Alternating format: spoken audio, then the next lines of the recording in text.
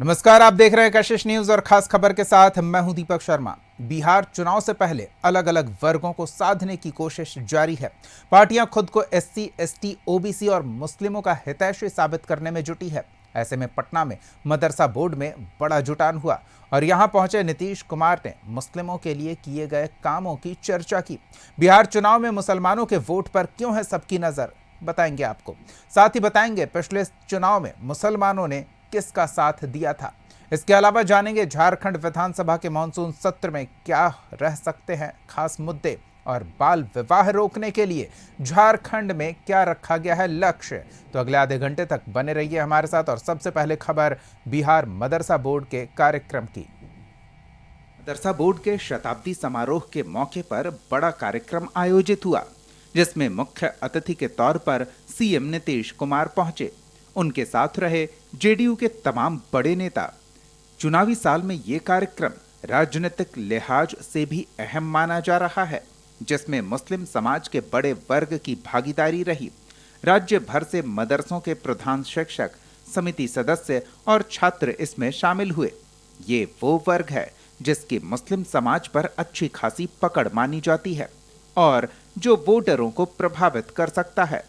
वक्फ board कानून को लेकर जेडीयू से मुस्लिम समाज की नाराजगी सामने आई थी। ऐसे में माना जा रहा है कि मदरसा बोर्ड शताब्दी समारोह के जरिए उन्हें साधने की कोशिश हो रही है। हाल ही में नीतीश सरकार ने अल्पसंख्यक आयोग का पुनर्गठन किया है, जिसका अध्यक्ष जेडीयू नेता गुलाम रसूल बलियावी को बनाया गया है। वहीं मदरसा बोर्ड का भी पुनर्गठन किया गया है। कार्यक्रम को संबोधित करते हुए नीतीश कुमार ने मदरसा बोर्ड के शिक्षकों को सरकारी कर्मचारी का दर्जा देने, कब्रिस्तानों की घेराबंदी, दंगा पीड़ितों की मदद किए जाने का भी जिक्र किया। साथ ही हर कमी को पूरा करने का आश्वासन भी दिया। कहीं कोई दिक्कत के बारे में पता चले, मैं तो आप लोगों को कहूंगा कि कहीं तरह से कोई दिक्कत हो और तुरंत भेजवाइए। हम लोग एकदम सबके हित में काम करेंगे। ये सब हम लोग इस बात का तो ध्यान रखना ही है कि पहले कोई काम नहीं किया है। हम लोग काम किए हैं तो जैसा करिए अच्छा रहेगा। आप लोग सोचिए कि हम लोग काम किए हैं और कभी भी कोई तरह की दिक्कत नहीं हो तो उसके लिए हम लोग करते रहेंगे। लेकिन जो लोग हैं जो दोनों को देखिएगा, पहले कुछ नहीं किया, आए को जो बनवा दिए तो फिर बाद में तो गड़बड़ किया तो हम तो अलग हो गए, तो वो लोग भी कुछ नहीं किया। अब चाहे जितना इधर उधर अंट बंट बोलते रहे, लेकिन कभी कुछ नहीं किया। तो इन सब चीजों को ध्यान दीजिए। 2020 के चुनाव नतीजों पर गौर करें तो पार्टी को मुस्लिमों का खास समर्थन नहीं मिला था। तब 19 मुस्लिम उम्मीदवारों ने चुनाव में जीत हासिल की थी। जेडीयू ने 11 सीटों पर मुस्लिम उम्मीदवार उतारा था, लेकिन उसका एक भी उम्मीदवार जीत हासिल नहीं कर सका था। उसके मुकाबले आरजेडी ने 17 मुस्लिम उम्मीदवार उतारकर 8 पर जीत हासिल की, जबकि ओवैसी की पार्टी एआईएमआईएम के 16 उम्मीदवारों में से 5 ने जीत दर्ज की थी। कांग्रेस के टिकट पर भी 4 मुस्लिम उम्मीदवार जीते थे। इसके अलावा भाकपा माले और बीएसपी का भी एक मुस्लिम उम्मीदवार जीता था। दरअसल बिहार में मुस्लिम आबादी 17.7% है, जो किसी भी पार्टी का खेल बनाने और बिगाड़ने की ताकत रखती है। 90 के दशक से मुस्लिम वोटर आरजेडी के साथ रहा है, लेकिन 2020 के विधानसभा चुनाव में मुस्लिम समुदाय के वोटिंग पैटर्न में बड़ा फर्क दिखा। ओवैसी की पार्टी एआईएमआईएम ने मुस्लिम बहुल सीमांचल में 5 सीटों पर जीत और 3 सीटों पर दूसरा स्थान हासिल कर अपनी धमक दिखाई थी।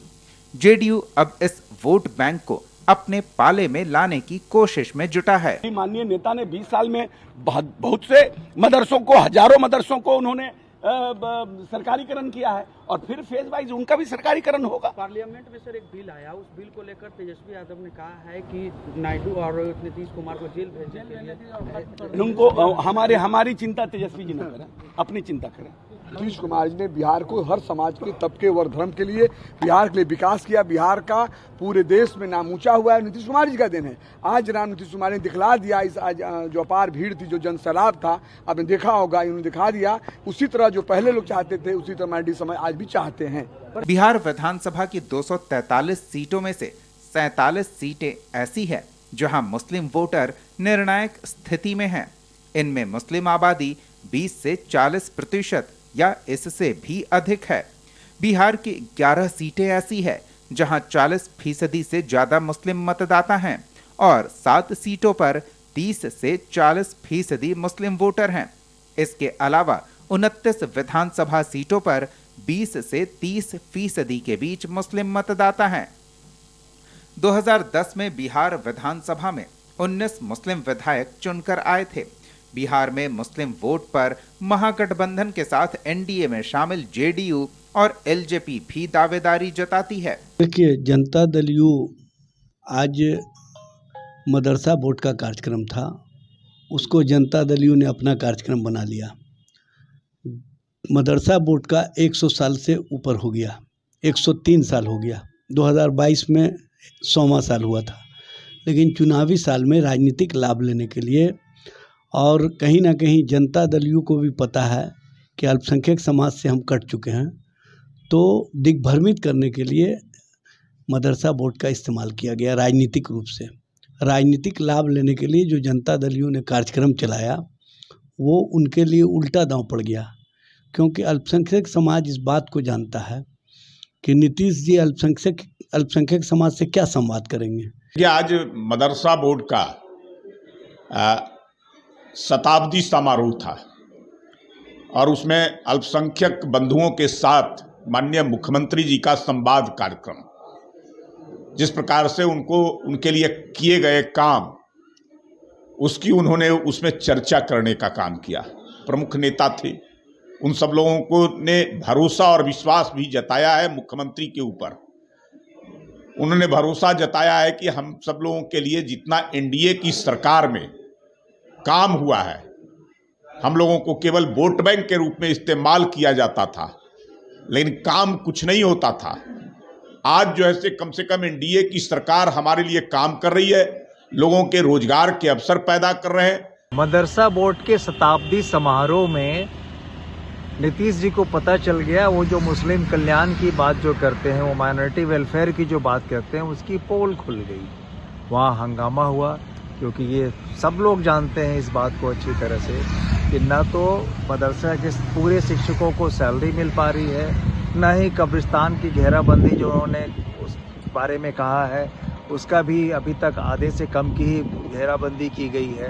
तो सिर्फ ये ढोल का पोल जो है वो खुल गया और शताब्दी समारोह में लोगों को पता चल गया कि नीतीश कुमार जी कितना भी अपना मुस्लिम प्रेम बना लें, कितना भी कुछ कर लें, सच तो सच है ना, वो तो दिखता है, पारदर्शिता है उसमें और लोग जानते हैं उनके साथ ये लोग नहीं जाने वाले। आंकड़ों से साफ है कि मुस्लिम वोट बैंक चुनावी नतीजों पर बड़ा असर डालता है। इसलिए जेडीयू इस समुदाय के साथ तालमेल बनाकर उन्हें अपने पक्ष में करने में जुटा है। अल्पसंख्यक आयोग और मदरसा बोर्ड का पुनर्गठन कर पहले ही इसकी शुरुआत कर दी गई है और अब बोर्ड के शताब्दी समारोह में बड़े नेता पहुंचे। देखना होगा मुस्लिम वोट बैंक साधने की जेडीयू की कोशिश कितनी रंग लाती है। ब्यूरो रिपोर्ट, कशिश न्यूज।